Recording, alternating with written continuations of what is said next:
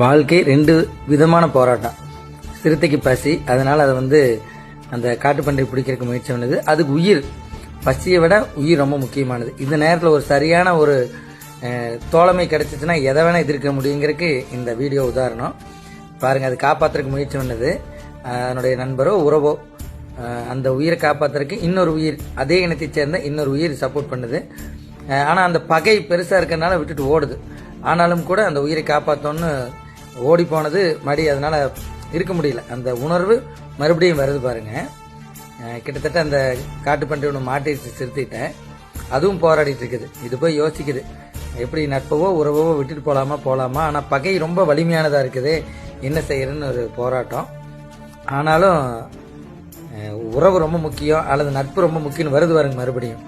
என்னை விட நீ வலிமையானவன், ஆனால் என் நண்பனோ என் உறவோ கஷ்டப்படுறதுனால பார்த்துட்டு இருக்க முடியாது, ஆனதை பார்த்துக்கலான்னு மாதிரி பிடிச்சாச்சு. பிடிச்சி பாருங்க, சிறுத்தை ரொம்ப வலிமையானது இல்லையா? ஆனாலும் நம்மளால என்ன முடியுமோ, இது வாழ்க்கைக்கும் இதுதான். சில நேரங்கள் வாழ்க்கை நம்ம விட வலிமையான கஷ்டத்தை கொடுக்கும், அது நம்மளை தூக்கி சாப்பிடும். நம்மளை நமக்கான போராட்டங்களை அது தூக்கி சாப்பிட்டு, கடனாக இருக்கலாம், இல்லை வீட்டு சூழலாக இருக்கலாம், அதை நம்மளை தூக்கி சாப்பிட்ரும் பாருங்க. முதுகு பிடிச்சி அடிக்குது பாருங்க. இது வாழ்க்கையினுடைய கஷ்டமோ இல்லை நேரமோ துன்பமோ நம்மளை பிடிச்சிருச்சு. இந்த சிறுத்தை தான் துன்பம் வைங்க, நாம தான் வாழ்க்கை, நம்மளை பிடிச்சிருச்சு சிறுத்தை. தப்பிக்கிறதுக்கு எந்த வழியும் இல்லை. நம்ம உறவோ நண்பவோ காப்பாற்றும் போது இப்படியான சூழல் வரும், அதை எதிர்கொள்ளத்தான் தீரணும்.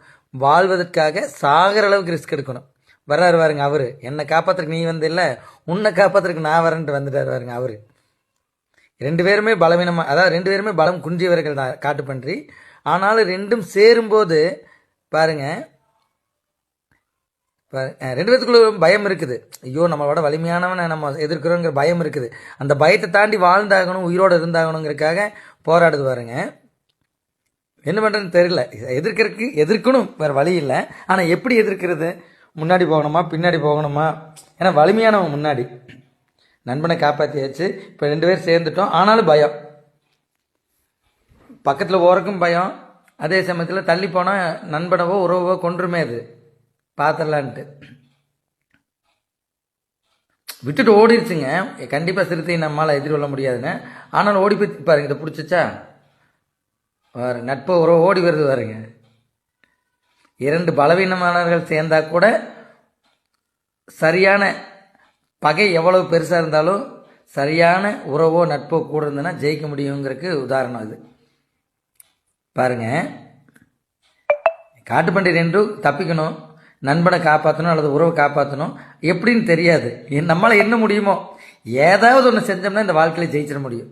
இதை தான் செய்யணுங்கிறதுல குறிப்பிட்ட காலத்துக்கு ஏதாவது ஒன்று செய்யணும். எதுவுமே செய்யாமல் இருக்கிறதுக்கு ஏதாவது செய்யணும் இல்லையா? அடிக்குது வாழ்க்கை, அதை போட்டு அடிக்குது, கஷ்டப்படுத்துது. ஆனால் இது தாக்கு பிடிக்குது.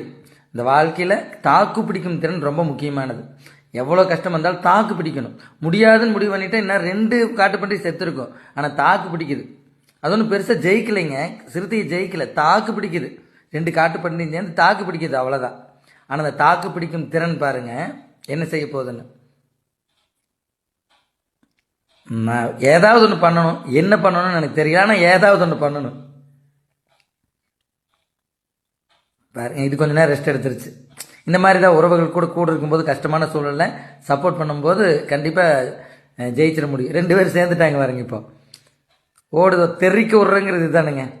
பகை எவ்வளவு வலிமையாக இருந்தாலும் உறவும் நட்பும் சரியாக இருந்தால் எப்பேற்பட்ட பகையும் வென்றுவிட முடியும்ங்கிறதுக்கு உதாரணம். 4 கால் பாய்ச்சல்ல சிறுத்தை ஓடி வரல, ஓடி போகுது. எல்லோரும் சேர்ந்தா இந்த உலகத்தில் எதை வேணால் ஜெயிக்க முடியுங்கிறதுக்கு இது ஒரு உதாரணம்.